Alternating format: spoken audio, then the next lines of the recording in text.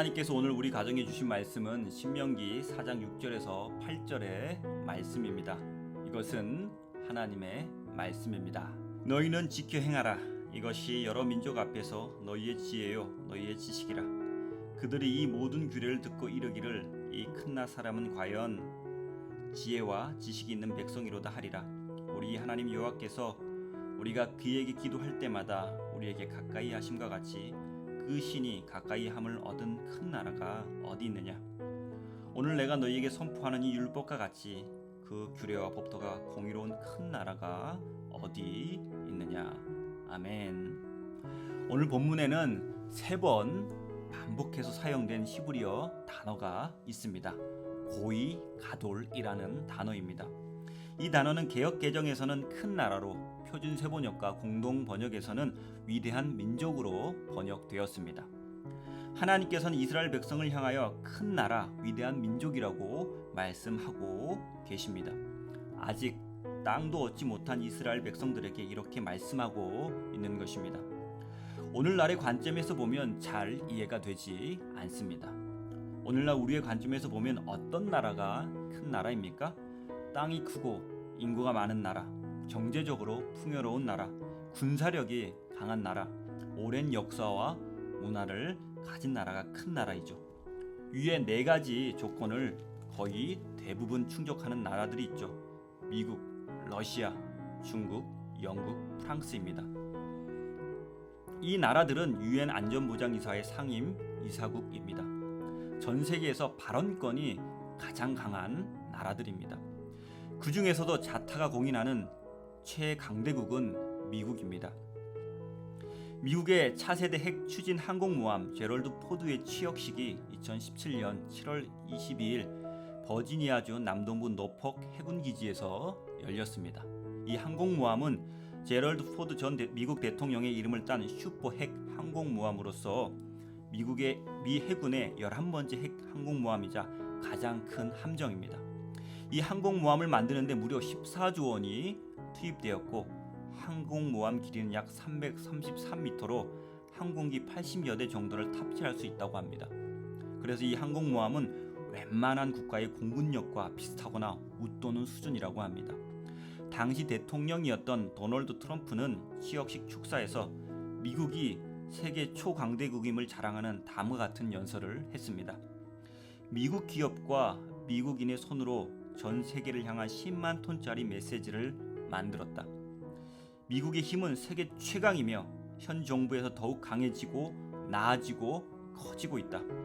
항공모함이 전진할 때면 미국이 오고 있다는 것을 모두가 알고 있기에 우리의 동맹은 한숨을 돌리고 적은 두려움에 떨 것이다. 전투가 발생했을 때 우리는 공정한 싸움을 원하지 않는다. 우리는 완전한 승리를 거둘 것이다.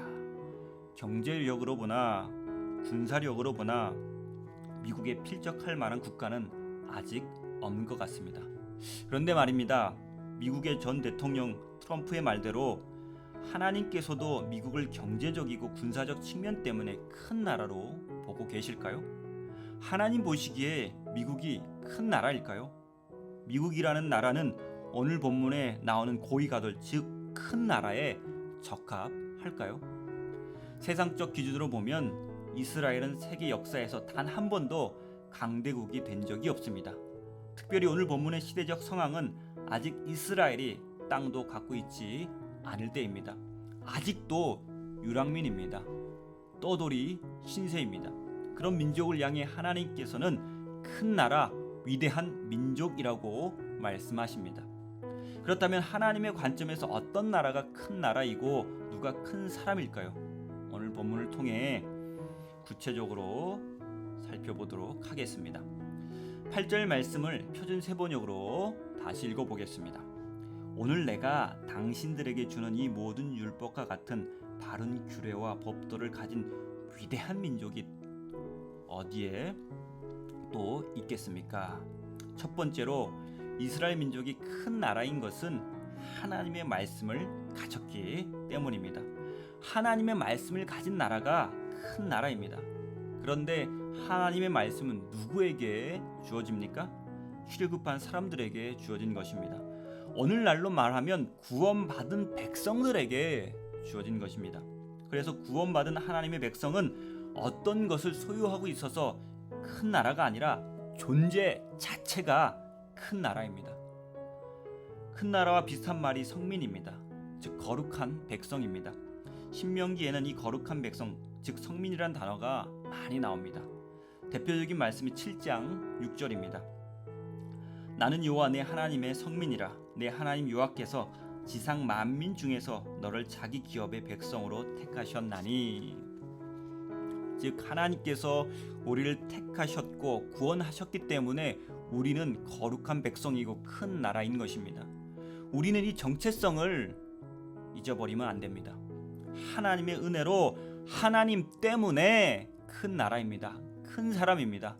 그 증표가 우리에게 주신 하나님의 말씀 성경입니다.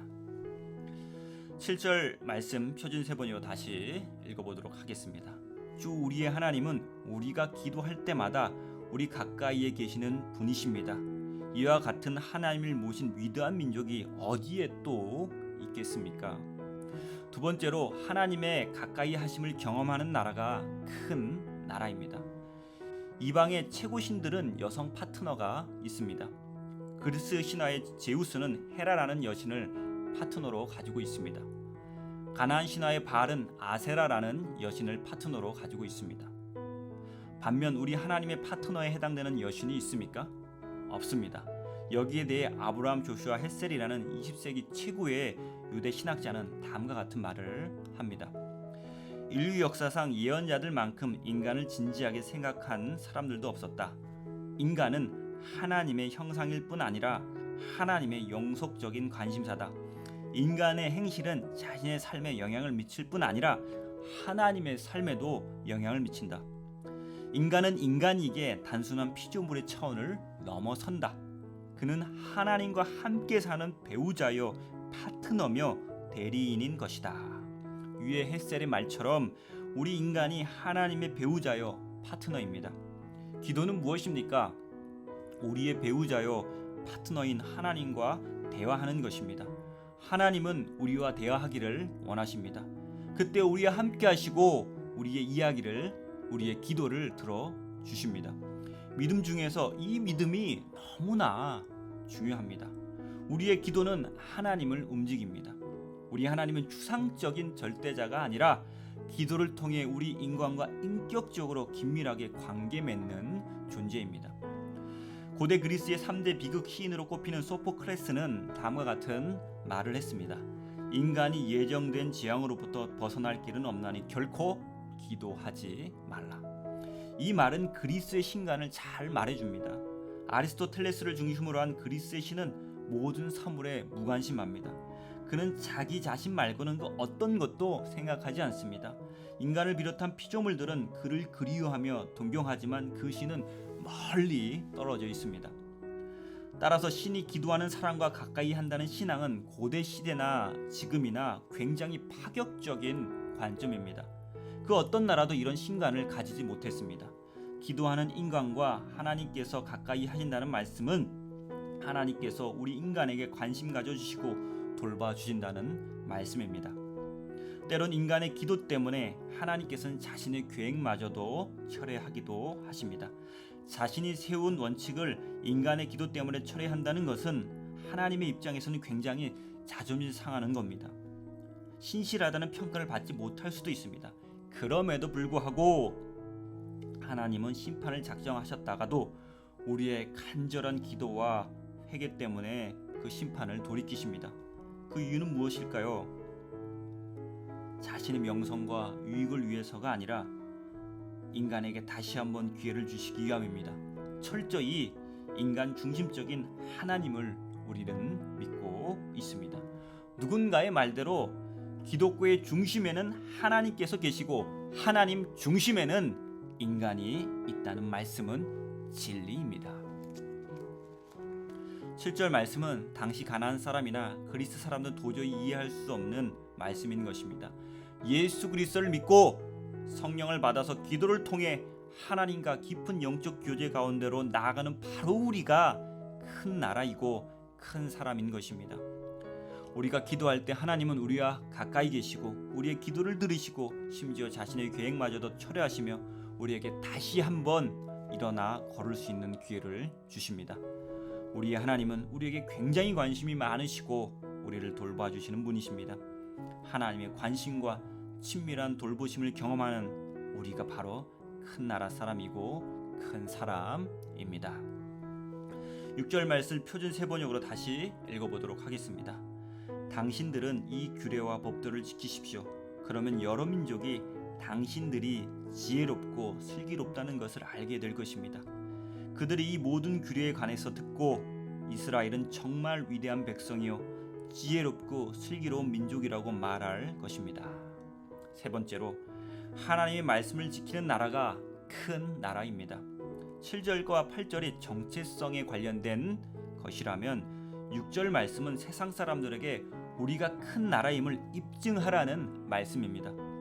우리가 아무리 말씀을 가졌고 기도를 통해 하나님의 가까이 하심을 경험하는 큰 나라 사람이라는 정체성을 가졌다 해도 세상 사람들이 자동적으로 우리를 큰 사람으로 보지 않습니다.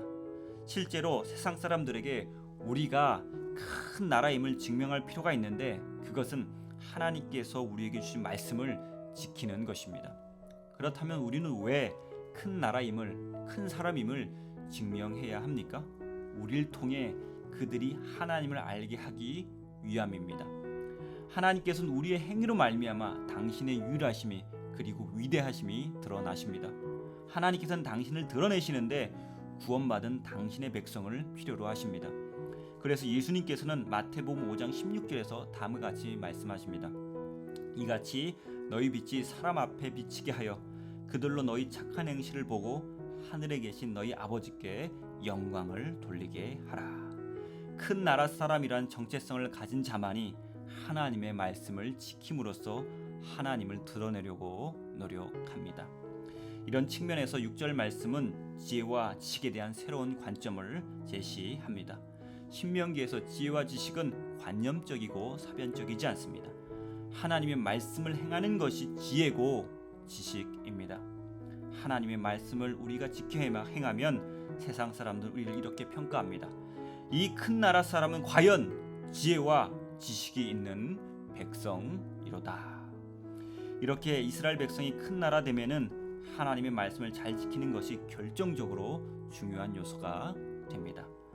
이스라엘은 군대, 영토, 경제 등의 힘으로 큰 나라가 되는 것이 아니라 하나님의 말씀을 지킴으로써 큰 나라가 되는 것입니다.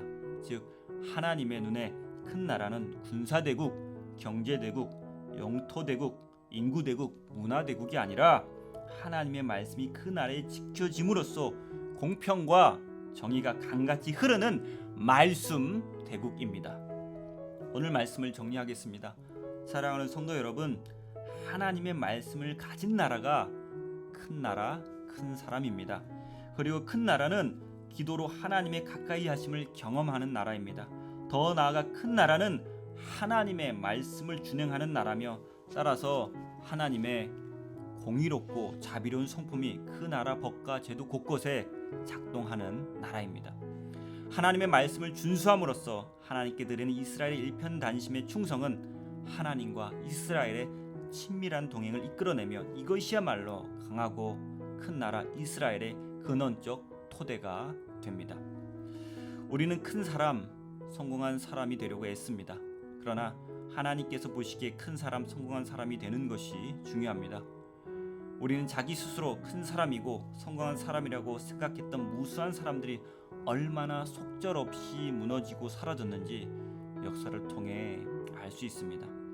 우리 믿음의 가정은 다음 세대를 큰 나라, 큰 사람으로 키워내는 하나님의 공간입니다. 그래서 우리 믿음의 부모들은 아이들이 말씀과 기도를 통해 하나님의 현존을 경험하게 하고 하나님의 말씀을 지키도록 하는 디딤돌 역할을 잘 감당해야 합니다. 믿음의 부모 여러분, 우리 아이들이 세상의 평판에 좌우되며 사는 존재가 아니라 하나님 앞에서 살아가는 존재로 키우도록 결단해야 합니다. 그러기 위해서는 모세가 죽기 전에 이스라엘 백성들을 향해 간절히 외쳤던 다음의 말씀을 마음 깊이 새기고 아이들을 양육해야 합니다. 그것은 바로 쉐마라 불리는 신명기 6장 4절에서 9절의 말씀입니다. 이스라엘아 들으라. 우리 하나님 여호와는 오직 유일한 여호와이시니 너는 마음을 다하고 뜻을 다하고 힘을 다하여 내 하나님 여호와를 사랑하라. 오늘 내가 내게 명하는 이 말씀을 너는 마음에 새기고 내 자녀에게 부지런히 가르치며 집에 앉아 있을 때든지 길을 갈 때든지 누워 있을 때든지 일어날 때든지 이 말씀을 강론할 것이며 너는 또 그것을 내 손목에 메어 기호를 삼으며 내 미간에 붙여 표로 삼고 또 내 집 문설주와 바깥문에 기록할지니라. 아멘. 기도하겠습니다. 사랑의 하나님 감사합니다. 하나님 말씀을 가졌기에 우리가 큰 나라 큰 사람입니다. 기도할 때 하나님께서 우리와 함께 하시기에 우리가 큰 나라 사람입니다. 이런 정체성을 가지고 하나님께서 우리에게 주신 말씀을 잘 지켜 행해 사람들이 우리를 보고 큰 나라 사람이라고 고백할 수 있도록 이끌어 주시옵소서. 우리가 믿음의 부모로서 우리 아이들이 하나님 보시기에 큰 나라 큰 사람이 되도록 돕는 영적 디딤돌 역할을 잘 감당할 수 있도록 도와주시옵소서. 모든 말씀 우리 주 예수 그리스도의 이름으로 간절히 기도드리옵나이다. 아멘.